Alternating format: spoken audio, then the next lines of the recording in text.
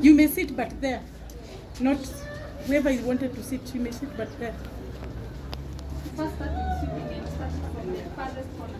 Okay. Yes. Using long and short strokes. And you sweep.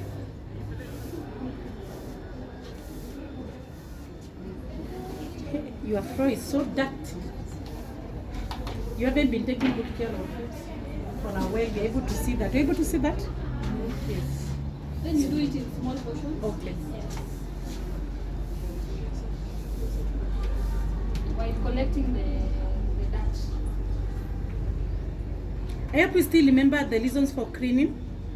So if you leave your place for a long period of time without cleaning, what happens? It deteriorates. No? Yes. Yeah. So you have to keep on doing regular cleaning, daily cleaning, weekly cleaning, special cleaning, just to ensure that it doesn't deteriorate, the surfaces, you're able to have them lasting for a longer duration of time. And you ensure you squat while collecting the dirt. Okay. Maybe you demonstrate in that corner how you're going to clean it.